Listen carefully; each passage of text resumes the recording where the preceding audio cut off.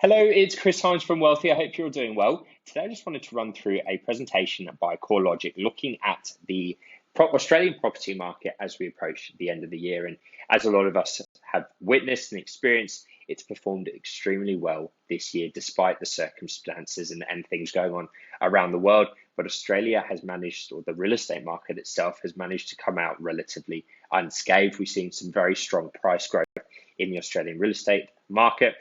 Rents have increased also at a very strong rate. And it's, as a whole, been a very positive year for the Australian real estate market. So in today's quick presentation, we'll run through a couple charts, a couple graphs, give you a bit of information about how it has performed as a whole. Hopefully it answers a couple questions or queries that may be on your mind at the moment. And if you've got any questions, please feel free to reach out to myself or the team in Sydney. I'm more than happy to have a chat with each and every one of you, but we'll get stuck into it. And to start off with, there is a quick snapshot of the Australian residential real estate market. Now, residential real estate underpins Australia's wealth. If you look on the left-hand side of my screen here, where my mouse is, now you can see that residential real estate is now worth a whopping 9.4 trillion Australian dollars. When you compare that to Australian superannuation, Australian listed stocks and commercial real estate, it's almost 3 times more than the total Australian superannuation. It's almost 4 times larger than Australian listed stocks. And in terms of commercial real estate, it's almost 9-fold larger than commercial real estate. So some huge numbers there, and you can really see the power that Australian residential real estate has on the Australian economy.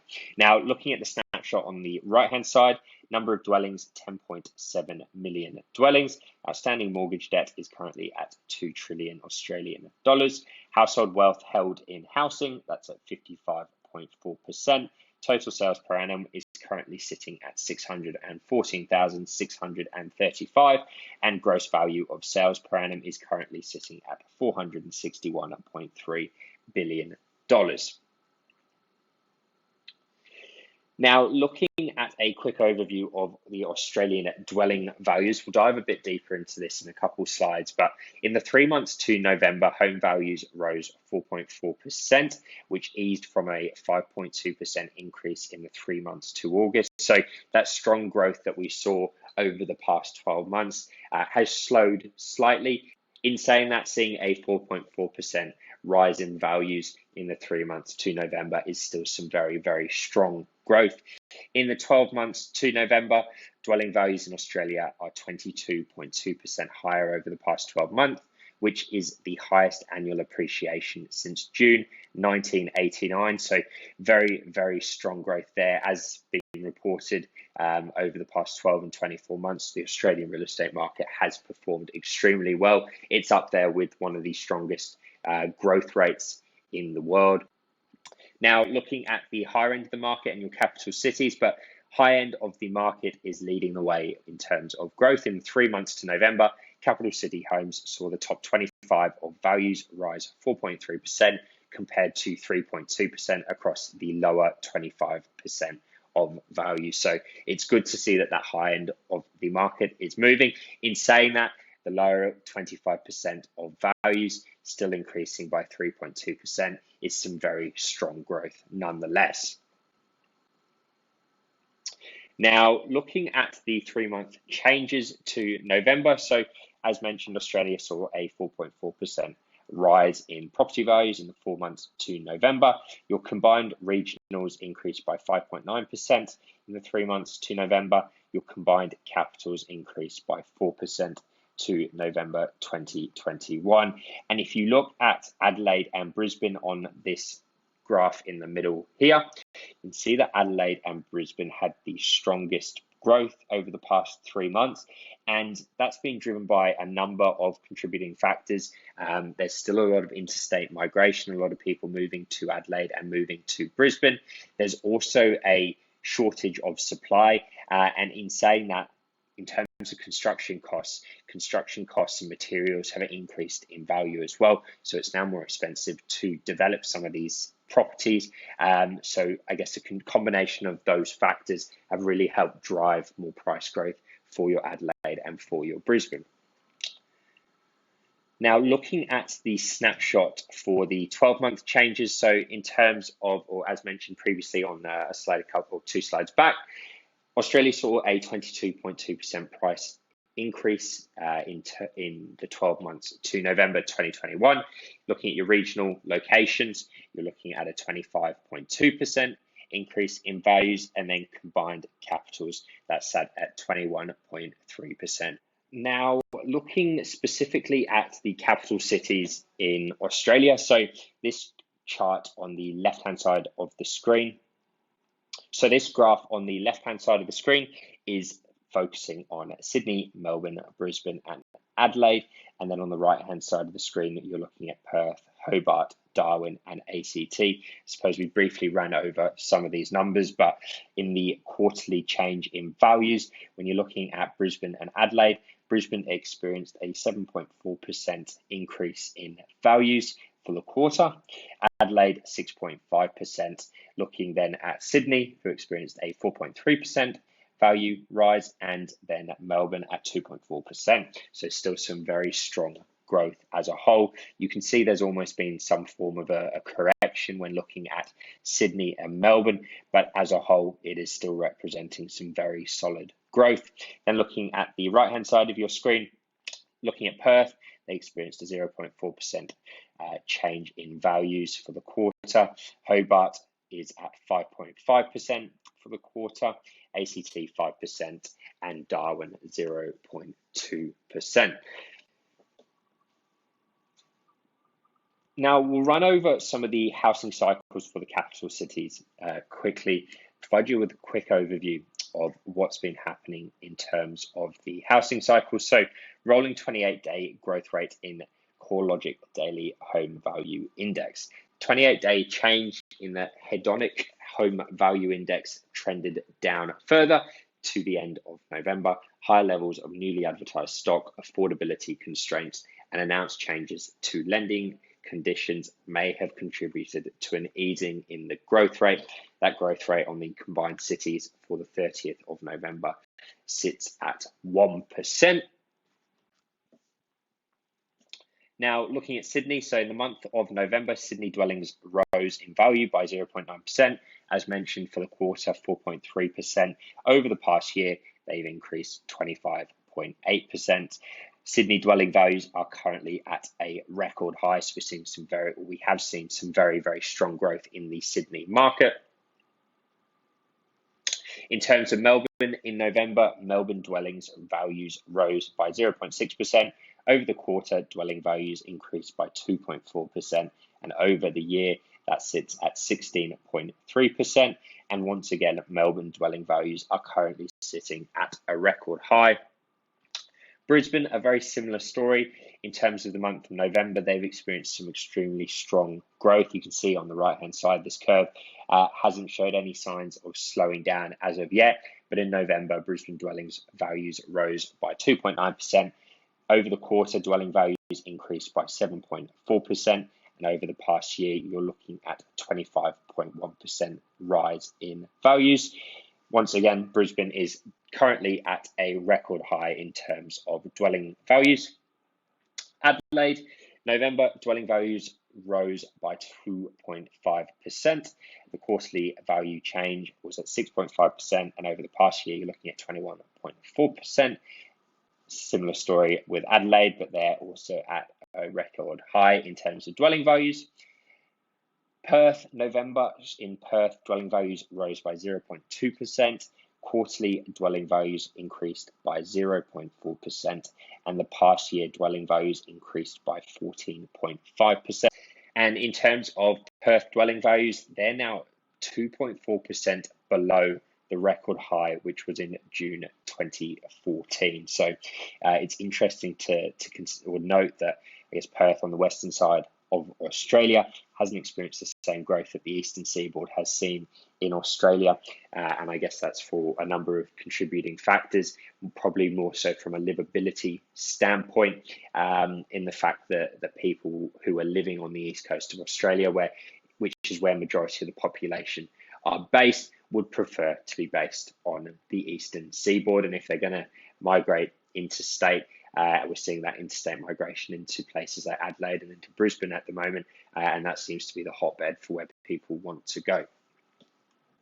Now, looking at Hobart, Hobart's another interesting one, actually, and Hobart dwelling values are currently sitting at a record high as well, but we saw a lot of people relocating to Hobart as well, escape to the countryside, escape to some peace and quiet. Obviously, with working from home, it was a much easier thing to do. It's a beautiful place to be based, and so we saw people migrating to Hobart. In November, Hobart dwelling values rose by 1.1%.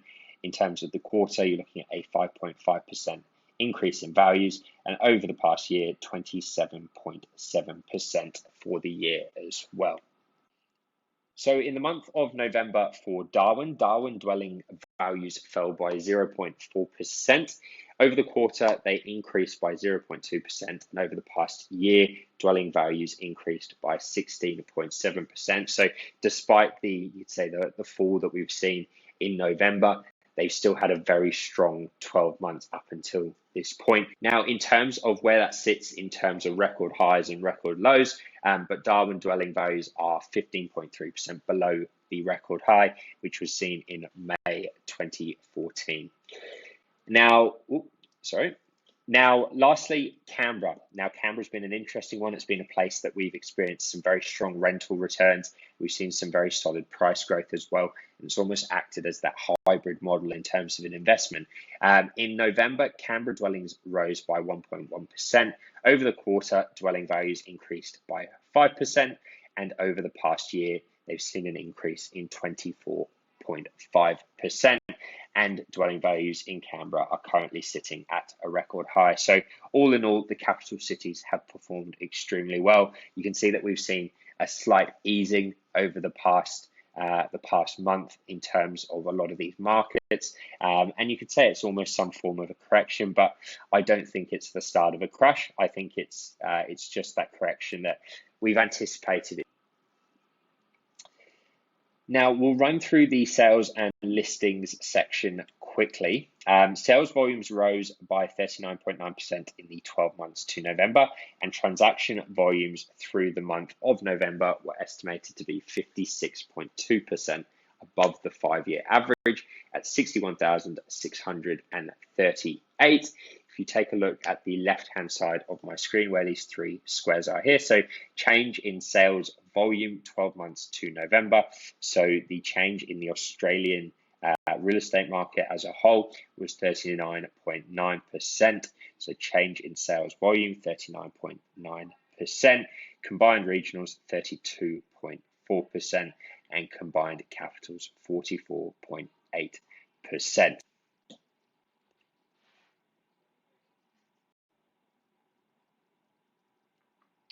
Now, looking at the median days on market, properties are now taking slightly longer to sell. Across the combined capital cities, median days on market have increased from 21 days in the 3 months to May to 25 days in the 3 months to November. So there's been a slight slowdown in terms of time it takes to sell these properties. Looking at Australia, so median days on market 3 months to November. In terms of November 21, 27 days, November 20, that's sat at 34 days. Combined regionals, currently that is sitting at 31 days on market. Looking back 12 months ago where it's sat at 40 days. Combined capitals, 25 days on market as opposed to 30 days 12 months ago as well. Now, taking a quick look at listings. So new listings have jumped 22.8% since the beginning of October, when restrictions around property inspections eased across Melbourne. This has made for a robust spring selling season, with new listings finishing 19.2% higher than the 5-year average. New listings over the 4 weeks ending 5th of December, 50,844 listings. Compared to the same time last year, that's up 31.4%, and compared to the 5-year average, that's up 19.2% as well. However, when we're looking at total listings remaining on the market, that was 23.6% below the 5-year average due to strong absorption from sales. So looking at active listings over the 4 years ending 5th of December, 152,902 properties. Compared to the same time last year, that's down 15.5%, and compared to the 5-year average, which is down 23.6% as mentioned. Now looking at the stock levels, so total stock levels have normalised across Sydney and Melbourne, while much of regional Australia and smaller capital cities are sitting well below total stock levels of 2020. So new listings change from equivalent period last year. Australia as a whole is 31.4% up. In terms of the combined regionals, that's 15% up, and combined capitals 41.6% increase as well to total stock levels. Then looking at total listings change from equivalent period last year. So in the 12 months, to November 2021, number of total listings is down 15.5%, combined regionals down at 29.9%, and combined capitals down 3.2%. And as mentioned in the title here, so stock levels have normalised in Sydney and Melbourne. As you can see, Sydney is now at 3.9%, Melbourne at 12.3%. But then looking at Brisbane, for example, and Brisbane's a good one to have a quick look at here, but that is down or has a shortfall of about 27.2% in terms of total listings when comparing it to last year. So you can really see that a lot of that supply that once was there has been snapped up due to a lot of in-state investors or in-state travellers, you could say. A lot of people moving up to the Sunshine State and taking advantage of that lifestyle. Now, we'll run through the rental market quickly as well. So rental rates in the year to November, Australian rent values increased 9.4%, which is the strongest annual appreciation in rents since January 2008. Annual change in Australian rents, so 9.4%. Combined regionals was 12.5%, and combined capital sat at 8.3% in terms of rental change. Now looking at your rental yields, so gross rental yields continues to trend lower through November, reaching a record low of 3.23% nationally. Gross rent yields are at record low across most capital city dwelling markets, with the exception of Hobart, Perth, and Darwin. So gross rental yields in Australia currently sitting at 3.2%. Your combined regionals sitting at 4.2% gross rental yields, and your combined capitals is currently sitting at 3%. Now we'll take a quick look at dwelling approvals and housing credits. So dwelling approvals fell 12.9% through the month of October, having trended down since April 2021 as home builder grants came to an end. The monthly decline was driven by a 36.1% fall in unit approvals, while detached house approvals saw a 4.5% uplift. In terms of finance and lending, total housing finance secured for the purchase of property fell for the third consecutive month in October by 2.5%. Total lending has fallen 9.2% since it peaked in May of 2021. New homeowner occupier lending fell 4.1% over the month, while investor lending was 1.1% higher through October. Investors and lending, national investor finance comprised 32.9% of new mortgage lending through the month of October.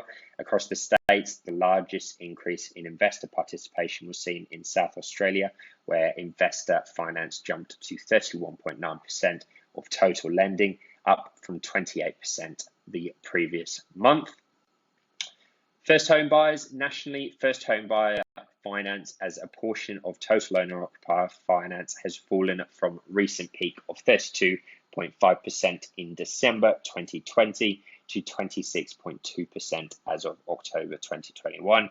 First home buyer participation is lowest across New South Wales at 22.6%, down from 27.9% in December last year. Taking a quick snapshot of mortgage rates. So the RBA held rates at 0.1% through December, couple of highlights from the statement. So the cash rate target was held at 0.1%. The interest rate on the exchange settlement balances was maintained at 0%. Government bond purchases were kept at $4 billion. Government bond purchases were kept at $4 billion per week to be maintained until February 2022 until further review. Then, the RBA reiterated a central forecast of inflation reaching 2.5% in 2023 and suggested that conditions for the cash rate rise are likely to take some time. The RBA acknowledged strong rises in house prices over the year, but pointed out that growth rates had slowed in recent months. It was emphasized that while interest rates are historically low, sound lending conditions should be maintained with appropriate buffers for borrowers. Now, as I briefly mentioned, the interest rates that we're seeing at the moment, or your mortgage rates, they're at record low mortgage rates. Average new home lending rates for owner-occupiers have held at 2.37% for the 3 months to October, suggesting new rates for owner-occupiers may be bottomed out as well. Now, we'll run through this graph very quickly as well. So the dark blue line at the top here is investors with existing loans, and that's currently sitting at 3.06%. This orange line that is running through the middle is owner-occupiers with existing loans, and that is sitting at a 2.73% interest rate. In terms of investors with new loans, that's sitting at 2.7%. And then lastly, owner-occupiers with new loans is sitting at 2.37%. Now, we'll take a quick look at this graph on the right-hand side, and this is set up for investors. So this is talking about average borrowing costs by borrowers and loan time as of October 2021. So if we look at principal and interest loans, and this is on the basis of a new loan, you're currently looking at about a 2.63% interest rate. If you're looking at your interest only, that's sitting at 2.83%. When looking at a 3-year fixed deal, that is sitting at a 2.73% interest rate. 3 years or less is currently sitting at 2.38%, and at a variable rate, you're looking at 2.92%. On existing loans, principal and interest is currently sitting at 2.97% as an average. Interest only 3.29%. On anything over a 3-year fixed term, you're looking at 2.4%. On a 3-year or less fixed term, you're looking at a 2.62%. And on that variable rate, it is up at 3.3.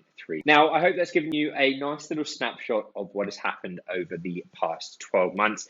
If you've got any more questions, please feel free to reach out to myself or the team, and we're all more than happy to have a chat with each and every one of you. But I hope you've got some value out of this presentation. And please, do get in contact if there's anything else we can help you with. I look forward to speaking to you all very soon, and I hope you have a fantastic week ahead. We'll speak soon. Thank you very much.